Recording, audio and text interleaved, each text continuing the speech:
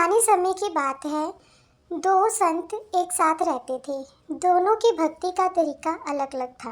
एक संत दिन भर तपस्या और मंत्र जाप करते रहता था, जबकि दूसरा संत रोज सुबह शाम पहले भगवान को भोग लगाता और फिर खुद भोजन करता। एक दिन दोनों के बीच झगड़ा होने लगा कि सबसे बड़ा संत कौन है। इस दौरान वहाँ नारद मुनि जी पहुँच गए। नारद ने दोनों संतों से पूछा कि किस बात के लिए लड़ाई कर रहे हैं। संतों ने बताया कि हम यह तय नहीं कर पा रहे कि दोनों में से बड़ा संत कौन है। नारद ने कहा कि ये तो छोटी सी बात है, इसका फैसला मैं कल कर दूंगा। अगले दिन नारद मुनि ने मंदिर में दोनों संतों की जगह के पास हीरे की एक एक अंगूठी रख दी। पहले तप करने वाला संत जब वहां पहुंचा तो उसने अंगूठी देखी और चुपचाप उसे अपने आसन के नीचे छुपाकर मंत्र जाप करने लगा।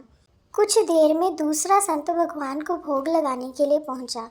उसने भी हीरे की अंगूठी देखी, लेकिन उसने अंगूठी की ओर ध्यान नहीं दिया।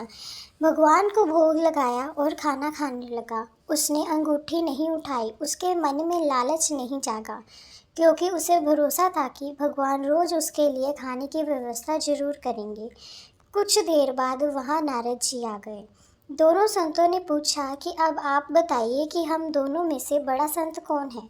नारद ने तपस्या करने वाले संत को खड़े होने के लिए कहा। जैसे ही वह संत खड़ा हुआ तो उसके आसन के नीचे छिपी हुई अंगूठी दिख गई। नारद मुनि ने उससे कहा कि तुम दोनों में भोग लगाकर खाने वाला संत सबसे बड़ा है। तपस्या करने वाले संत में चोरी करने की बुरी आदत है। उसने भक्ति के समय में भी चोरी करने में कोई संकोच नहीं किया, जबकि भोग लगाने वाले संत ने अंगूठी की ओर ध्यान तक नहीं दिया। इसी कारण वही संत बड़ा है।